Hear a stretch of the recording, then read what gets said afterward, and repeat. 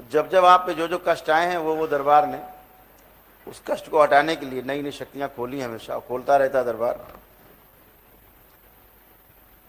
जैसे कुछ इस तरह की भी चीजें होती हैं।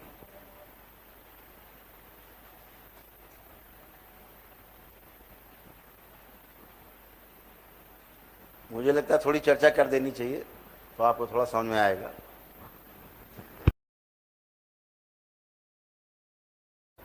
और थोड़ा जो लेट हुए हैं वो आप जानते क्यों लेट होते हैं। आज पूर्णिमा है और तमाम शक्तियों का,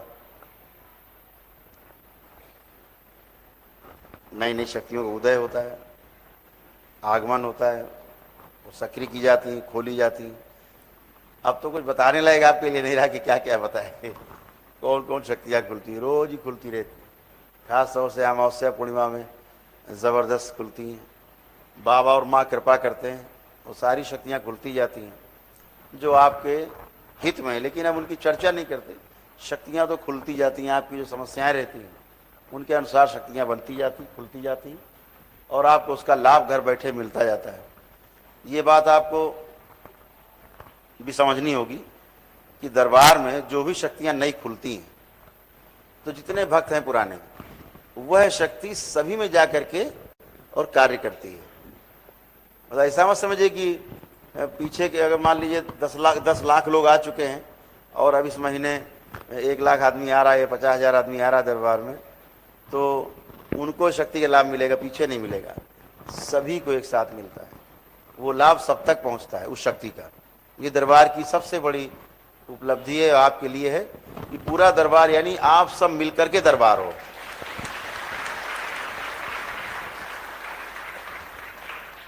और आप एक चूंकि पूरा परिवार हैं, इसलिए वो शक्तियों का जब वो बंटता है ना प्रसाद, तो वो सभी को मिलता है, कोई एक को नहीं, सभी तक जाता है। तो ये हमेशा ध्यान रखिएगा। इसके लिए बहुत लोग हमने देखा भाग के बेचारे आते हैं, गुरुदेव नई शक्ति खुली तो हम आ गए। तो भागने की आवश्यकता नहीं, आप घर में ही संकल्प करेंगे और वो आपको उसका लाभ मिलेगा। जैसे दरबार ने एक शक्ति खुली कि आप रविवार को आप संकल्प करेंगे, जो हम लाइव कराते हैं, बशर्ते संकल्प आपका सही हो तो आपको उसका लाभ मिलता है। उसको ध्यान रखना है आपको। रविवार को जो कराते हैं संकल्प, नहीं कर पाते हैं कोई बहुत लोग, तो लिख लिया करें, लिख के संकल्प पढ़ के किया करें। दरबार में वो भी शक्ति खोली हुई है, आँख खोल के पढ़ेंगे आप, तब भी आपकी जो है वो संकल्प आपका पूरा होगा। तो ये छोटी छोटी चीज़ें जो आपके कष्ट में आती रही हैं और हम लोग देखते रहे, दरबार देखता रहा, तो शक्ति वैसे वैसे खुलती गई। बहुत लोग संकल्प नहीं कर पाते थे, तो शक्ति खोली गई कि लिख लें, और लिख करके जो पढ़ेंगे संकल्प समय आँख खोल के, तो भी पूरा हो जाएगा। तो जब जब आप पे जो जो कष्ट आए हैं वो दरबार ने उस कष्ट को हटाने के लिए नई नई शक्तियाँ खोली, हमेशा खोलता रहता है दरबार। जैसे कुछ इस तरह की भी चीजें होती हैं।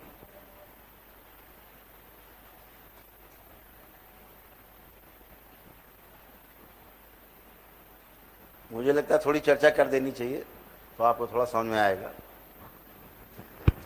जैसे किसी शक्ति को नष्ट किया जाता है, कोई शक्ति परिवर्तित की जाती, जैसे अभी आपके पास पहना हुआ कोई गहना है और इसको आप नया बनाना चाहते हैं, लगता है पुराना हो गया या अशुद्ध हो गया, कुछ भी, ये टांका ज़्यादा लगता है उसमें, आपको लगता है इसको नया बनाना है, तो आप सुनार के पास ले जाते हैं। सुनार क्या करेगा, उसको गलाएगा।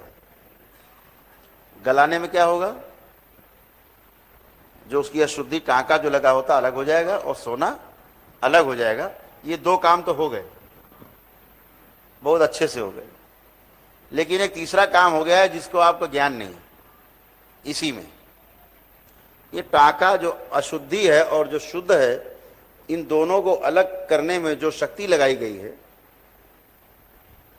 और जो अलग किया गया, ये बल जो लगाया गया है, इस बल के परिणाम स्वरूप एक अलग एनर्जी पैदा होती है, कालिमा।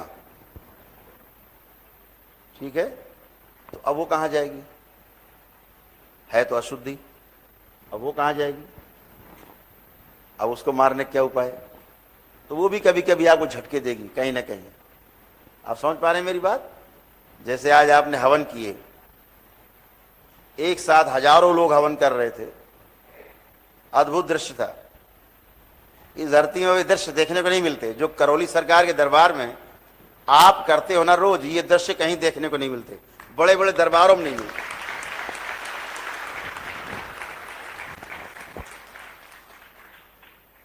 बहुत बड़े बड़े संस्थान, बड़े बड़े शंकराचार्य, कहीं ये दृश्य नहीं देखने को मिलता जहां हजारों आदमी एक साथ बैठ के हवन कर रहा हो अपने परिवार के साथ। तो ये दरबार में होता ही रहता है। तो आपने देखा है सब कुछ तो हुआ, लेकिन एक कालिमा भी उठी, धुआं भी निकला, तो वो कहाँ जाएगा? तो उसको हजम करने के लिए भी शक्तियां बनती हैं कि उस धुएं को कुछ पी लिया जाए। कौन पिएगा?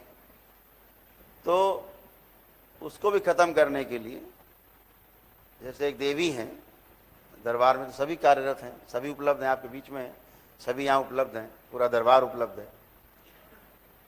माँ के रूप में है वो, हम लोग देवी कहते हैं लेकिन वो माँ के रूप, माँ के ही रूप हैं। तो वो उसको पीती हैं। अगर वो दरबार में सक्रिय हैं, दरबार के लिए सक्रिय हैं, तो पीती हैं। क्रोध में उगल देती हैं तो बढ़ जाएगी समस्या आपकी। अगर क्रोधित हुई और अगर प्रसन्न हुई तो आपके उस धुएं को ही पी जाती हैं, जिससे आपको कष्ट होता है। उनको बोलते हैं माँ धूमा।